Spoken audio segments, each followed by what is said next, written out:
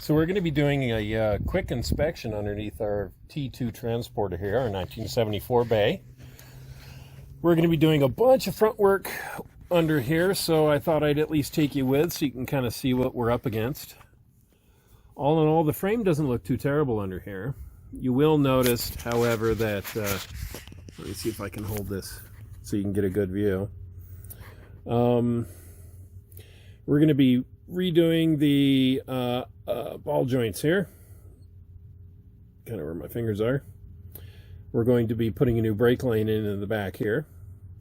We're going to go ahead and replace the tie rod and that tie rod, as well as the center link, which is this thing here. Goes back, just so they're new, and the rubber is fresh. The mechanics aren't bad right now, but the rubber is just awful. And suspiciously, the sway bar is missing. So all we have is kind of a remnant here of the previous sway bar, as well as a hose clamp, apparently keeping the remnants of the sway bar from leaking. I really don't know. And on the other side here, you'll see just a hole where the sway bar normally sits. Now, sway bar is pretty important for the front end of a car, or for a truck, bus, what have you.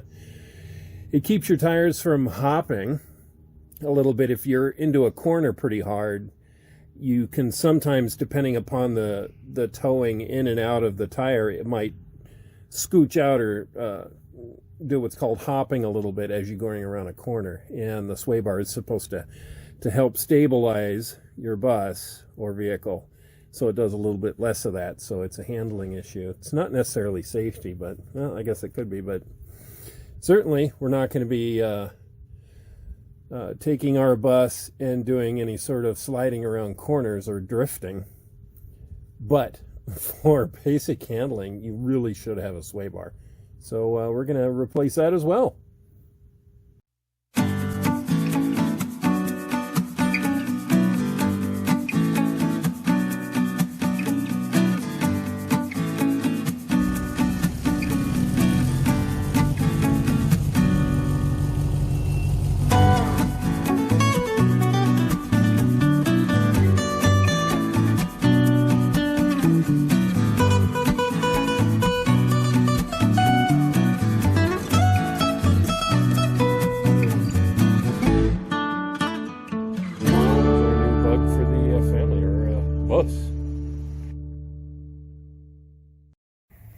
Alright, the best place to jack your bus up is right here, right where the frame meets this jack extension. This is where your jack would normally plug in, right here. And then go ahead and raise it up from there. And once it's high enough, go ahead and slide in your jack stand just underneath the end of the torsion bar there, or the torsion bar housing, and you can let your jack down.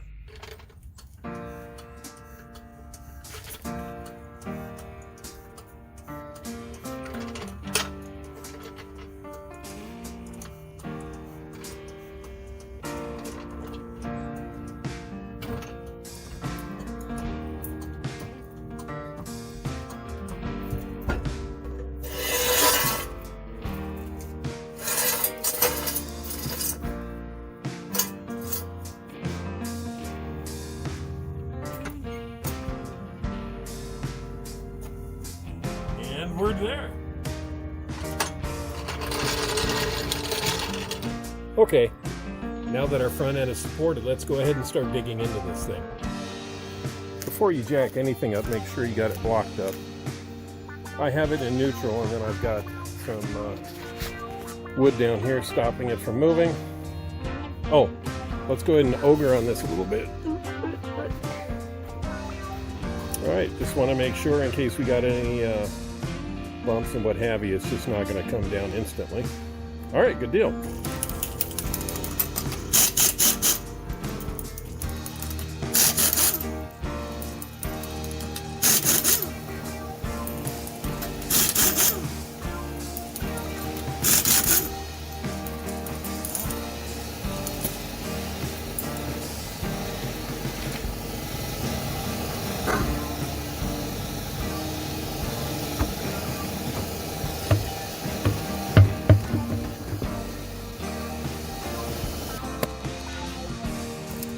see we have our shiny new disc brakes on there. Calipers. Well, we had bled the brakes, but we're going to be replacing this hose. So that is going to require a new brake bleed anyway, so that's fine. There's our old shocks. Ball joints. You can see that the rubber on it is fairly gone. So even if the ball joints are fine, we're just going to replace those anyways. And on the back side here, that's the first tie rod we're going to take off. One thing to note, this tie rod, you can see from here, has no adjuster. It's just solid. And that's something I didn't know. Solid at that end too. So then all of your adjustments are on that side, on that far tie rod. So this is kind of like your place setter. So when you go to order your tie rods, make sure that you order ones that aren't adjustable for this side. But I'm going to be putting adjustable ones on, so I'm just going to be really careful when I replace this to make sure it is the same size.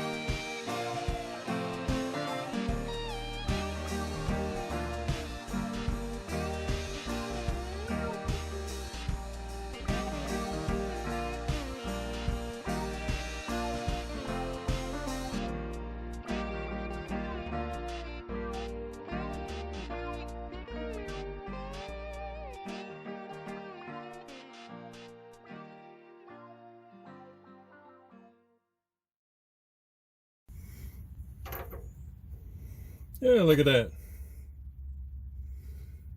Oh.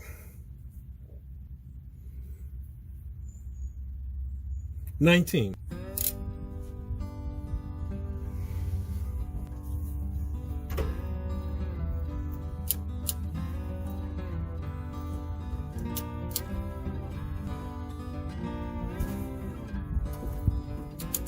Wow, that was super easy to undo.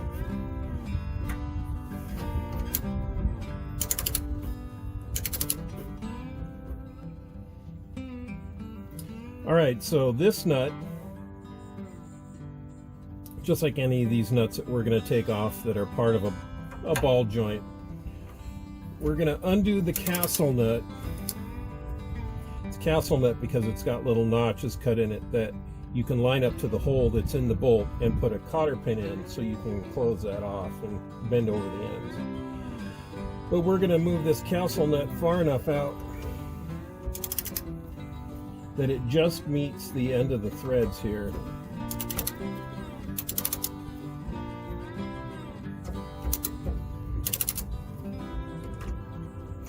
All right, so it's right at the end. Then what we're going to do is we're going to spray PB Blaster up in here and a little bit on top. And then we're going to hit this with a hammer a couple of times and see if we can't get it to just pop up. It may not. We may have to come in here with a pickle fork and a hammer.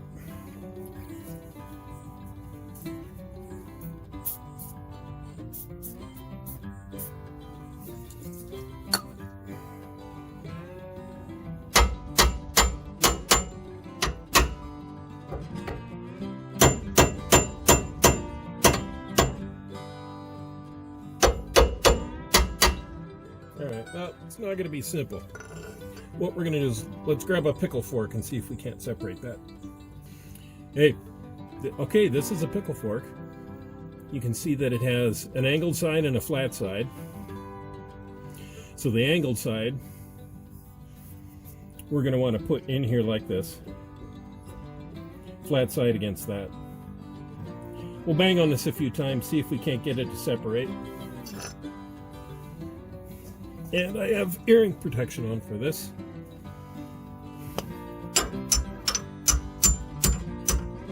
Well, I'm gonna have to move. You guys probably won't be able to see this much, but watch this nut. You might be able to see it pop loose. Ah, there we go.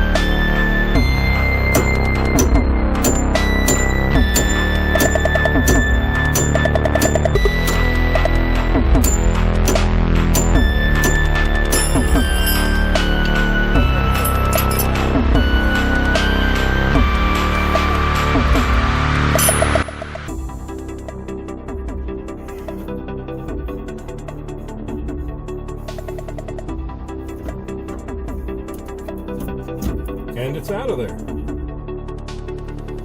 And we'll put the castle nut back on. That way we don't have just nuts laying around that we don't have something to identify with or stumble in there. Okay, we can take this off now.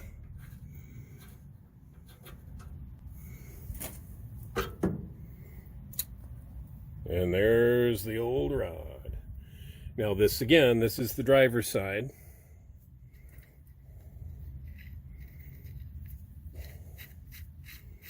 You'll see that there's no adjustment here, and there's no adjustment at this end.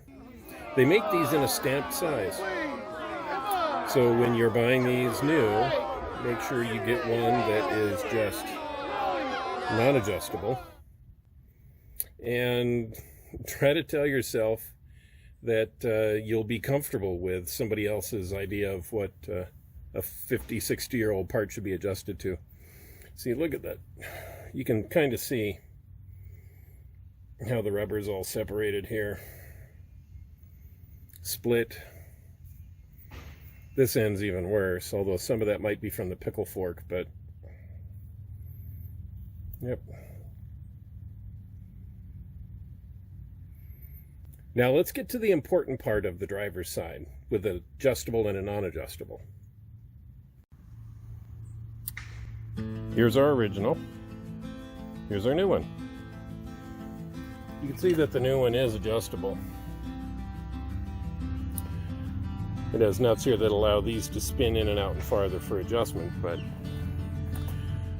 what we're going to do is you can still use the adjustable one, just make sure it is exactly the same length. So you'll undo one side or this side, and you'll just unscrew it until it matches exactly the length of your old setup.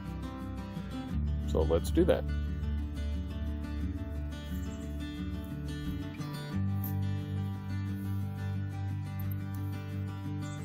we're about 8 teeth out on each end.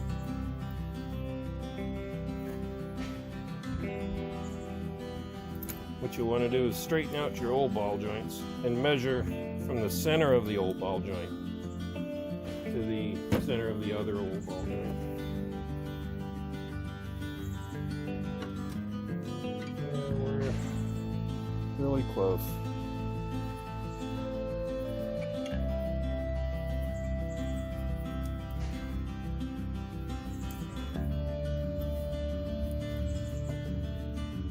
We have our new tie rod here. Just going to undo the castle nut.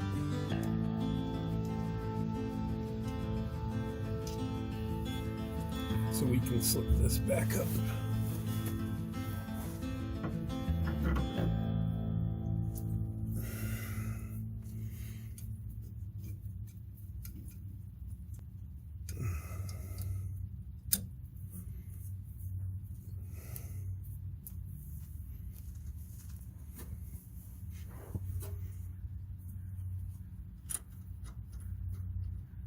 Keep an eye on where your hole is for your cotter pin.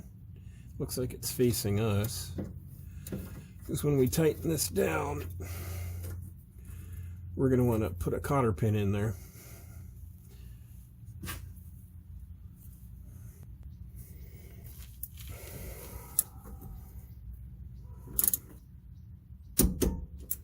Okay, we got a click.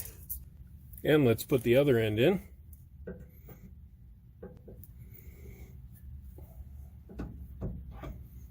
And that's why I didn't have these too tight, so these can find their own kind of angle to sit at, so we won't get any binding on the axle itself. All right, castle nut. Okay. Again, just kind of keep an eye on where your hole is for your cotter pin.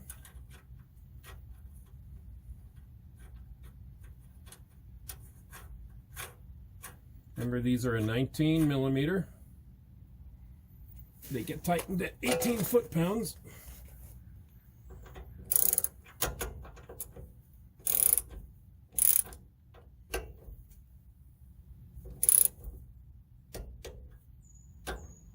And we're close. Go a little farther.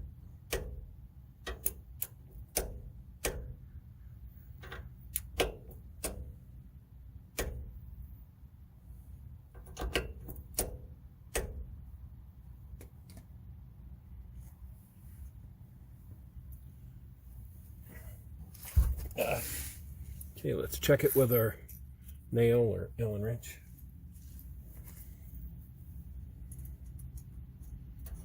Yep, we're good.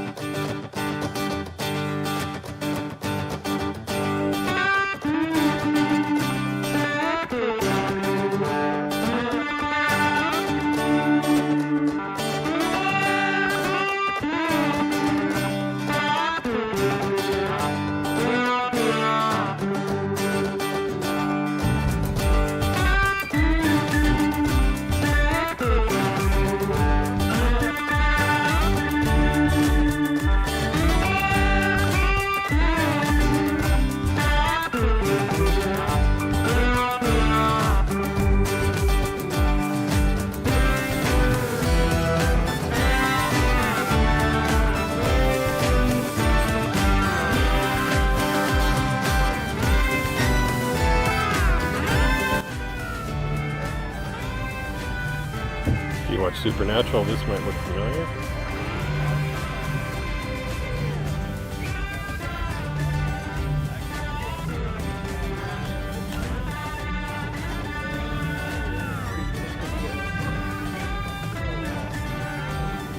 Fan of the show, looks like. Yes. Right on. That's really cool, man. Getting in there closer, we don't get lots of detail shots. We have all these props are researched to the screen accuracy. The Dreamcatcher, there's screen used. Here's our card. It's actually one of the replica show cards. So like us on Facebook, follow us around. We just got back from Vancouver last weekend. Doing stuff up there. So Sweet. had a good time. Oh, that's really cool, man.